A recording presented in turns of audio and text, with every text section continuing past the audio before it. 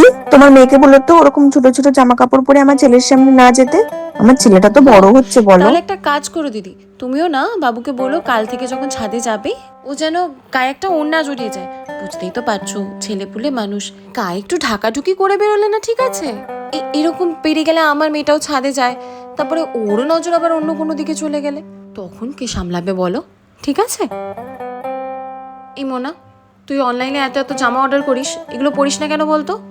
উফ, আমার আর ভালো লাগে না এই জামাগুলো পরতে মা। সেটাই তো বলছি, কেন ভালো লাগে না? ও, বুঝতে পেরেছি, আন্ডারআর্ম পিগমেন্টেশন। তুই বরং এটা ইউজ কর। গার্মেসির রিস্টোর আন্ডারআর্ম স্প্রে। হ্যাঁ, আর এতে আছে 5% গ্লাইকলিক অ্যাসিড অ্যান্ড AHA, যেটা মাত্র 15 দিনের মধ্যেই স্কিনকে ভেতর থেকে এক্সফোলিয়েট করে স্কিনের ন্যাচারাল গ্লো ফিরিয়ে আনে। আমি ছাড়া আরও অনেকে এটা ইউজ করে খুব ভালো রেজাল্ট পেয়েছে। আমিও তাহলে একটা অর্ডার করে ফেলি। হ্যাঁ, অ্যামাজন, ফ্লিপকার্ট, নাইকা, পার্পল সব জায়গাতে অ্যাভেলেবেল। ও মা, পার্পেলে তো 2 ঘন্টায় ডেলিভারি দিচ্ছে। তাই নাকি? তাহলে ওয়েট করছিস কেন? যা গিয়ে এক্ষুনি অর্ডার করে ফেল ঝট করে।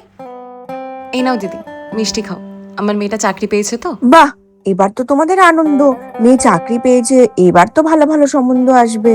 হ্যাঁ গো, কিন্তু তোমার তো তাহলে ভালো বৌমা আসবে না। মানে? না মানে, এই চাকরি পাওয়াটা যদি বিয়ের ক্রাইটেরিয়া ম্যাচ করানোর ক্যাটাগরি হয়, তাহলে তো তোমার ছেলের ভালো বউ পাওয়াটা সমস্যা, তাই না?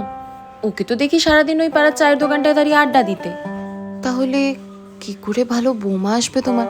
আচ্ছা যাই হোক, তুমি কিন্তু আবার বেশি চিন্তা টিন্তা করো না, তোমার তো আবার বিপিটা হাই হয়ে যায়। তুমি বরং মিষ্টিটা খেও কেমন? দিদি, মনা রোজ নতুন নতুন বাইকে চেপে বাড়ি ফিরে গেল। চা, তুমি দেখে ফেলেছো? কি দেখে ফেললাম? এ বাবা, আরে আমি তোকে বলি অফিস থেকে ফিরতে রাত হয়ে যায় না, তাই বলি র্যাপিডো করে ফিরতে রোজ। কিন্তু আমাদের পাড়ার লোকজনকে তো জানোই, সিসিটিভির কি আর অভাব আছে? একটা লোকও ভালো না। কিন্তু কি আর করা যাবে বলো, এখন তো বোধহয় গোটা পাড়ার লোকজন জেনেই গেছে, তাই না?